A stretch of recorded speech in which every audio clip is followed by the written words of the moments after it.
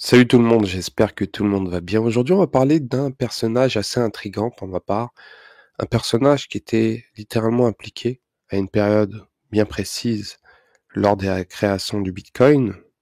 Mais ce qui est intéressant, juste avant de commencer la vidéo, je pense qu'il est très important pour chacun qui veut comprendre ce qui se passe actuellement, les enjeux économiques, surtout la transition numérique et surtout son passé. Pour ma part, on va parler brièvement, j'essaierai de faire une vidéo concernant ça. Les 30 dernières années ont été révolutionnaires. Les 30 dernières années ont été littéralement révolutionnaires déjà par, par l'arrivée d'Internet. Pour ceux qui savent, Internet a littéralement chamboulé le monde avec l'arrivée des géants qui sont devenus géants, comme les GAFAM, vous les connaissez tous. Mais à leur début, c'était assez différent. Donc, avant de parler de cette personne qui peut être et pourrait être impliqués dans la création du Bitcoin, car ils sont plusieurs, je pense, c'est un groupe, il est très important de prendre la source et surtout ceux qui ont été impliqués dans cette histoire-là. Je parle bien des cypherpunks. Donc ces personnes qui ont marqué les années 80-90 ont joué un rôle très important qu'est le Bitcoin à l'heure actuelle. Donc si vous voulez littéralement savoir qui est derrière tout cela, faut aller à la source. Et pour la source, faut aller dans le passé indirectement. Donc, c'est une génération qui a été très ingénieuse. Sans cette génération, on n'aurait pas toutes les technologies actuelles, dont, dont les crypto-monnaies. Il est très important de préciser. Et surtout, rappeler que la réelle révolution, c'est pas le Bitcoin, mais surtout l'arrivée d'Internet. Internet a littéralement chamboulé le monde, c'est un fait, pour chacun. La manière de vivre, la manière de travailler, la manière de consommer, donc il est très important. Donc aujourd'hui on va parler de Sergei Nazarov, le fondateur de Chainlink. J'espère que cette vidéo va vous plaire et on va voir tous les détails concernant ce personnage qui est assez intriguant et bien sûr qui a des liens très impressionnants avec Satoshi Nakamoto. Concernant le passé assez flou de Sergei Nazarov, avant d'être le candidat possible pour être le créateur de Bitcoin, Satoshi Nakamoto, ce qu'on sait concernant sa famille, ses parents surtout, c'est que ses parents étaient ingénieurs. Donc ils ont immigré aux États-Unis juste après la chute de l'URSS dans les années 90, dans les débuts des années 90. Donc Sergei Nazarov et sa famille ont immigré à New York dans ces années-là, où ensuite il a obtenu un baccalauréat en philosophie et en gestion à l'université de New York. Bien après, il a ouvert sa propre entreprise de cryptographie. Sergei Nazarov a occupé divers postes d'assistant pour apprendre comment les entreprises sont construites. Mais ce qui nous intéresse le plus, c'est Satoshi Nakamoto, la période où était Sergei Nazarov. C'est cette période-là qui va nous décrire un peu s'il est réellement le fondateur du Bitcoin. Donc, ce qu'on sait concernant Satoshi Nakamoto, c'est qu'il a écrit environ 500 messages et quelques dizaines d'emails. Et ce qui va être intéressant, c'est de voir où était Sergei Nazarov à cette période-là. La première chose à savoir, c'est le forum de Satoshi Nakamoto.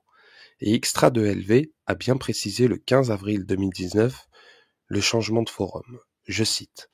Auparavant, le forum était hébergé sur SourceForge, qui n'est plus accessible, fondé par Satoshi Nakamoto.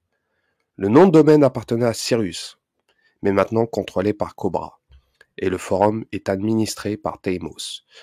Le forum était également accessible sous forum.bitcoin.org pendant un certain temps avant de passer à bitcointalk.org. Le nom du forum est en fait Bitcoin Forum et non Bitcoin Talk. Pour beaucoup d'analystes, on estime que l'écriture de Satoshi Nakamoto était plutôt un anglais britannique que plutôt un anglais américain. De plus, on peut voir que le 28 juillet 2010, la première section non anglaise a été créée en russe. La première suspicion concernant Sergei Nazarov, c'est le nom de domaine smartcontract.com.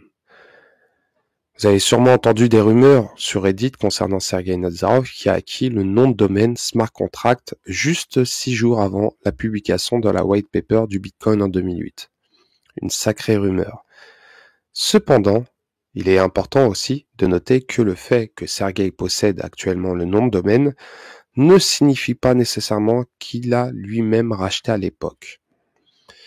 Mais en examinant l'historique du nom de domaine des contrats intelligents, on peut constater qu'il a effectivement été acquis par quelqu'un seulement 6 jours avant la publication de la white paper du Bitcoin par Satoshi Nakamoto.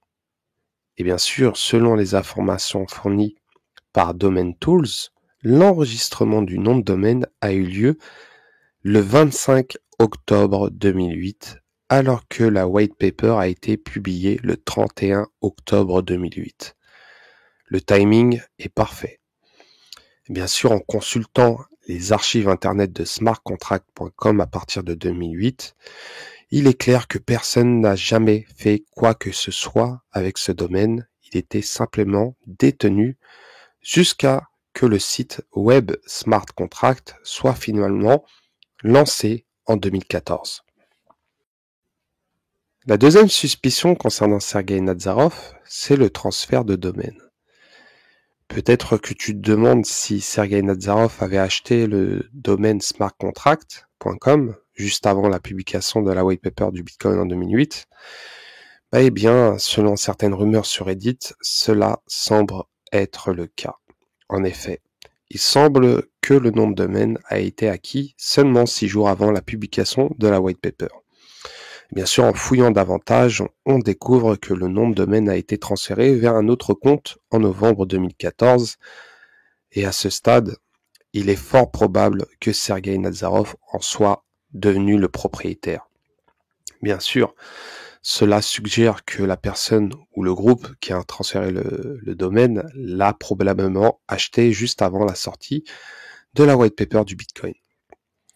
Le fait que Sergei ait rapidement lancé smartcontract.com, peu de temps après avoir obtenu le nom de domaine, renforce l'hypothèse. Habituellement, en général, on n'achète pas un nom de domaine quelques jours avant de lancer une entreprise, à moins qu'il ne corresponde exactement au nom souhaité pour cette dernière, tout simplement. De plus, on peut voir que Sergei Nazarov, son prénom commence par un S comme Satoshi, et bien sûr, son nom par un N comme Nakamoto. Sergei Nazarov, Satoshi Nakamoto. Est-ce une coïncidence ? En tout cas, il y a énormément d'indices concernant ce personnage-là. De plus, ce qu'on peut voir concernant Sergei Nazarov, c'est qu'il n'a pas enregistré qu'un nom de domaine, il en a enregistré plusieurs. Et bien sûr, en parcourant le code source, sur l'une des tentatives passées de Sergei, on a pu retrouver, via son adresse mail, énormément de noms de domaine que vous voyez actuellement. Donc, il y a énormément de noms dont on peut voir que le nom de domaine trustoracle.com, qui a été initialement enregistré en 2016, cela aurait pu être le nom initial de Chainlink. Le quatrième point intéressant concernant Sergei Nazarov, c'est son site web. Pour cela, je vous conseille d'utiliser la web machine pour remonter dans le temps et revenir 10 ans en arrière. Et ce qui est intéressant concernant son site, c'est son logo. Donc on peut voir des logos du Bitcoin et bien sûr Sergei parlait même de la possibilité d'acheter et de vendre des maisons en utilisant leur plateforme Smart Contract sur leur site web. Et ce qui est intéressant, c'est que dans le site web, tout est basé sur le projet Bitcoin. On peut voir le logo du site web à côté du titre, sur la barre d'onglet, le même logo que Bitcoin. Le cinquième point le plus intrigant pour ma part, c'est le code du Bitcoin de 2009 indiquait que Satoshi Nakamoto se cachait probablement derrière un proxy russe. Oui, vous avez bien entendu, un proxy russe.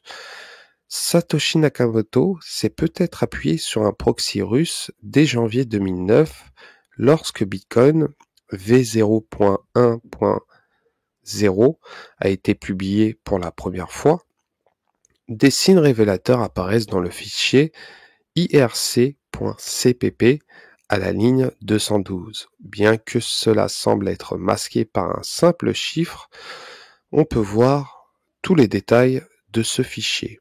De plus, la source vient de l'Institut Satoshi Nakamoto, publié le 9 janvier 2020. Avec ce chiffrement, en supprimant les zéros, bien sûr en convertissant les nombres de notation hexadécimale en décimale, cela produit une adresse IP 87.251.146. Et à l'époque, la procuration, elle était fournie par Anderson Telecom, qui a disparu depuis 2016. Et le plus intrigant, accrochez-vous, car c'est vraiment très très similaire. Il y avait un dénommé Sergei au Vietnam, et bien sûr, selon les recherches de cette adresse IP, ça donnait des résultats en Iran. Cependant, en raison de l'épuisement des adresses IPv4, les adresses IP mondiales ont été réattribuées depuis 2009. Et ils ont trouvé une adresse d'un utilisateur nommé Sergei. Et bien sûr, ce fameux Sergei qui était au Vietnam publiait des critiques dans un hôtel au Vietnam entre décembre 2008 à janvier 2009. Imaginez-vous le timing. De plus, vous pouvez voir les deux screenshots sur la conversation concernant les critiques de cet hôtel. On peut voir le 1er décembre 2008, un message de l'utilisateur Sergei qui s'est connecté avec un proxy. Écoutez, 87.251.146, la même adresse IP que Satoshi Nakamoto. Sur la deuxième adresse, on peut voir un message du 24 janvier 2008 par l'utilisateur Sergei qui s'est connecté avec un proxy 87.251.146 et bien sûr la source vient d'un site russe otzYV.ru. La question qu'on doit se poser concernant Satoshi Nakamoto, est-ce que Satoshi Nakamoto est russe ? Le fait que Satoshi ait pu utiliser un proxy russe n'implique pas nécessairement que lui ou l'un des membres présumés avait des liens avec la Russie. Bien qu'il existe des preuves que les individus russophones étaient impliqués dans la communauté Bitcoin depuis le début, en fait, le forum en langue russe était la première section non anglaise sur le forum du Bitcoin. Il y a énormément de paramètres à prendre en compte. Le premier paramètre à prendre en compte, c'est le commentaire de Satoshi Nakamoto qui parle tout simplement de connexion Internet, relais de chat ou encore IRC. Et ce qui est intéressant, c'est que Satoshi lui-même en a parlé dans quelques articles sur le forum de Bitcoin Talk. Le deuxième paramètre à prendre en compte, c'est l'avis d'Alexander Chepernois, cofondateur de la plateforme de la blockchain Ergo, qui n'est pas d'accord. Il estime que cette méthode de décodage est assez intuitive. Le troisième paramètre à prendre en compte, c'est le fait que Satoshi Nakamoto a utilisé un proxy russe pour éviter tout simplement les renseignements généraux. Les 5 A's, pour ceux qui ne savent pas, les 5 A's relient 5 pays, dont l'Australie, le Canada, la Nouvelle-Zélande, le Royaume-Uni et les États-Unis, qui se partagent tout simplement des informations concernant les identités qui utilisent les proxys. Donc voilà concernant la première partie concernant Sergei Nazarov et le mystérieux Satoshi Nakamoto. En tout cas, il y a énormément de paramètres à prendre en compte, sachant que Satoshi Nakamoto aurait pu faire ça pour éviter le gouvernement américain, la NSA, la CIA et bien sûr d'autres renseignements généraux qui font partie des 5 A's. Donc n'hésitez pas à laisser un commentaire, à liker, bien sûr, à déclencher la petite cloche de notification et je vous dis à la prochaine. Ciao, ciao.